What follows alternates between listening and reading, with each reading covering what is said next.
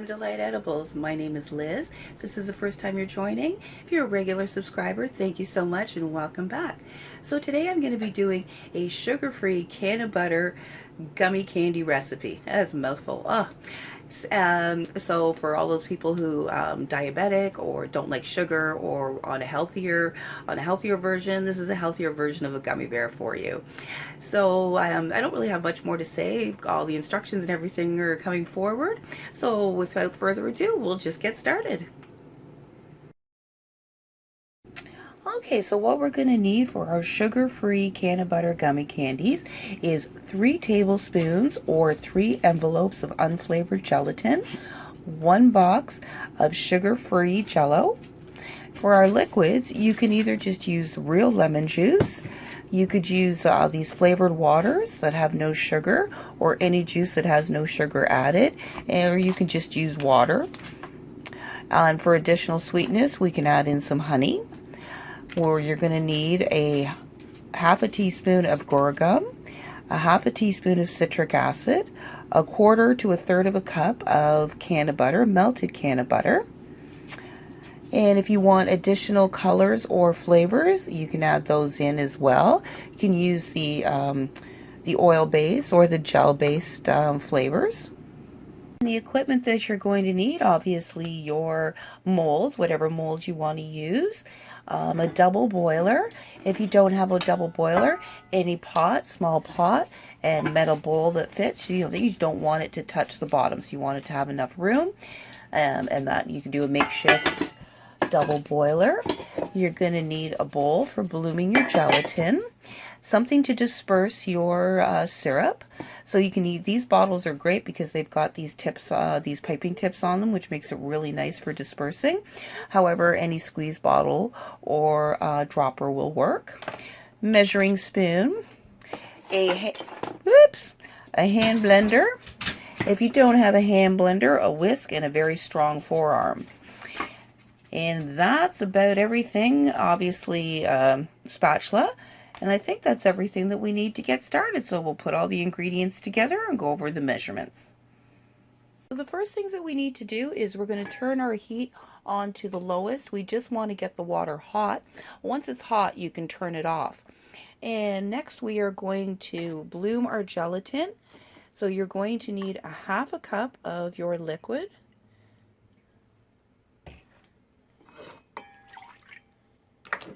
And 3 tablespoons of your gelatin.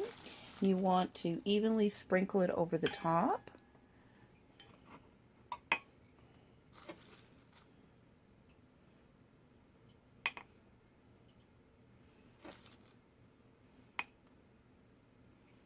And then you want to make sure to stir it in and stir it up so that there's no lumps.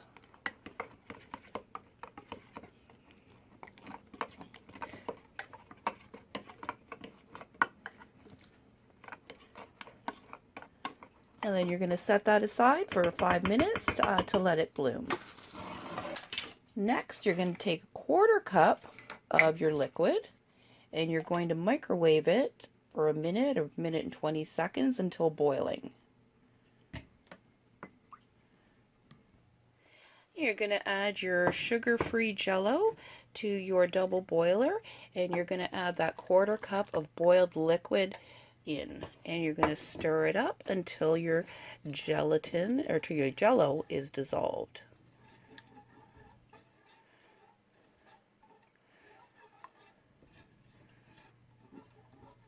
And while that's melting, if you want to, this is when you can add, you would add in 2 tablespoons of honey if you want to add some additional sweetness to it. Now, if you don't like the taste of honey, I'm going to say don't do it, because you are going to have that bit of taste of honey for it in it. And you will also want to add in a half a teaspoon of citric acid.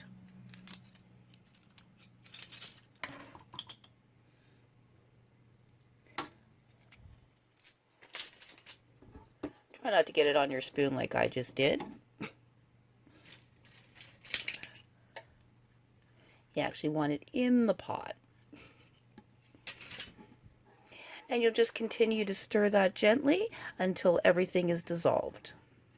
Now that everything is dissolved, we can add in our unflavored gelatin. So what I like to do is kind of split it up in the bowl like this, so it's all in pieces and it'll dissolve quicker.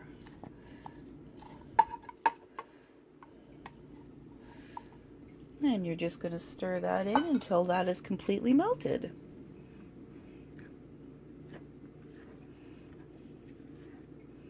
Now this should be warm enough to melt the gelatin, but if you find that it isn't melting, you can put it back on the heat for a few minutes.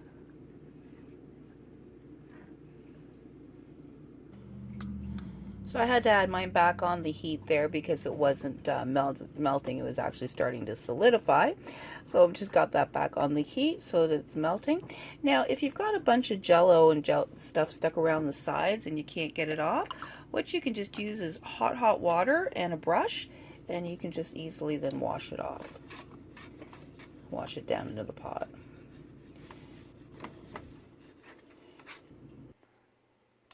Now that everything is melted and all dissolved, now we can add in our cannabutter and our gar gum. So just dump in your butter, your cannabutter actually.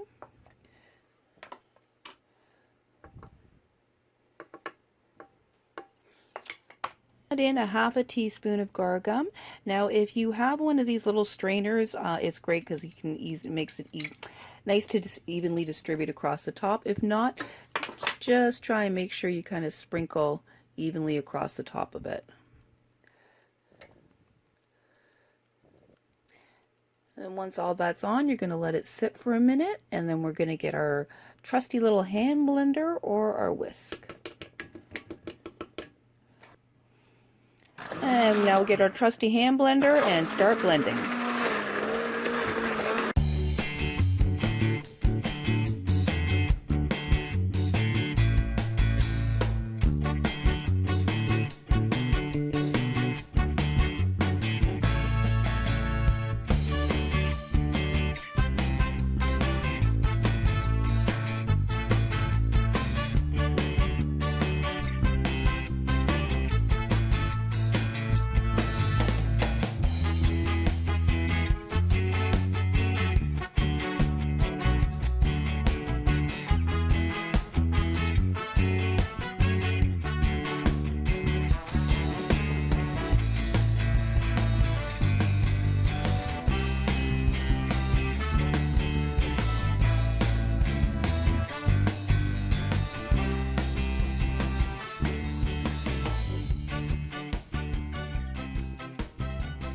Once you're fully mixed, you just want to stir it gently so we can start to work out some of those air bubbles, and we're just going to let it sit for a couple of minutes.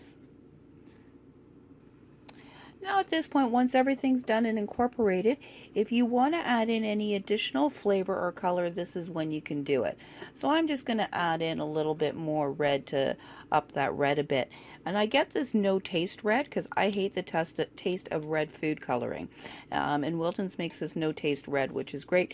The only problem is it doesn't really give you the same intensity red as the regular red does, but I'd rather forsake a little bit of the color for the taste, because I really don't like that kind of bitter taste that red has.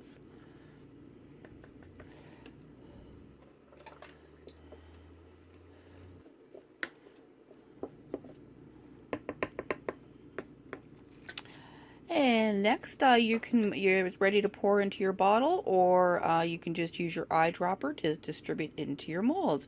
And we're just going to do that next. And now you just distribute into the molds. And the thing is, you don't want to fill up the mold all the way. You want to just leave it a little bit of the edge there. Otherwise, it creates a sharp edge on your candies. So and it tends to dry out. So it's not doesn't make it very nice. So you want to keep it just below the top. And once you fill up your molds, you're going to put it into the fridge for 20 to 40 minutes or until they're set. Another thing, you want to try to pour right into the center of the mold and let it distribute it out. I know some of them you can't, they have little feet or legs or tails, but if you can, otherwise, the reason is, again, it won't stick to the sides and cause that edge. And if you've made these before and have done it to the top, you have that kind of sharp, rigid edge that always dries out, and it just doesn't make your candy very pleasant. That's the reason. Alright, so I'm going to put these into the fridge to set. By the feel of it, it feels pretty like it's already starting to set, so probably 20 minutes is all they're going to need. Now, if you want your candies to have go back to the clear, more clear looking, what you can do is just put it onto the heat, on low heat, for a few minutes, and the air bubbles and that'll work out, and it'll go back to that clear look.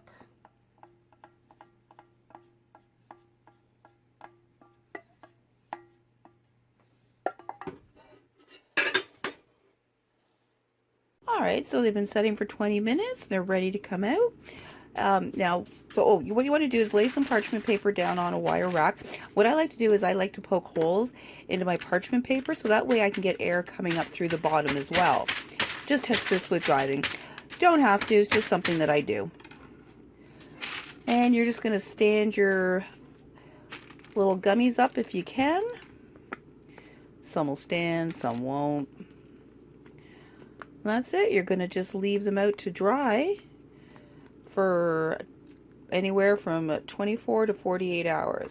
There's your gummies. Your sugar-free gummies.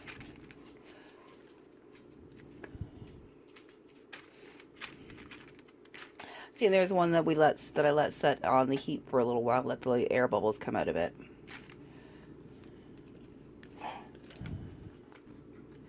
And that's it. There you go. Sugar-free gummy bears. Cannabutter sugar-free gummy bears. Gotta make that clear. Alright, let's give one of these little bad boys a try. So, just like a regular gummy bear or gummy candy, no difference there. It tastes really good. So it's really going to be dependent. Your taste will be a big factor on the liquid that you use, so you definitely want to use something that does have a lot of flavor, or definitely your favorite juice, no sugar added juice.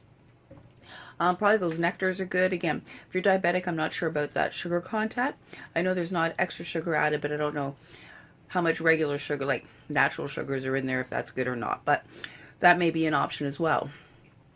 If you do, though, use a nectar or any kind of real fruit juice, I would recommend using a mold inhibitor. Lorraine's makes a mold inhibitor that you can order online. You may be able to get it in your specialty store.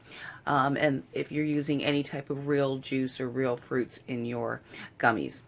Alright, so that's about all. Full.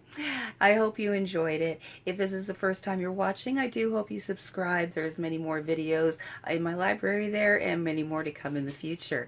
And if you're a regular subscriber, thank you so much again for watching. I really appreciate your support. Well, thanks again for dropping by Diamond Light Edibles. Have a great day.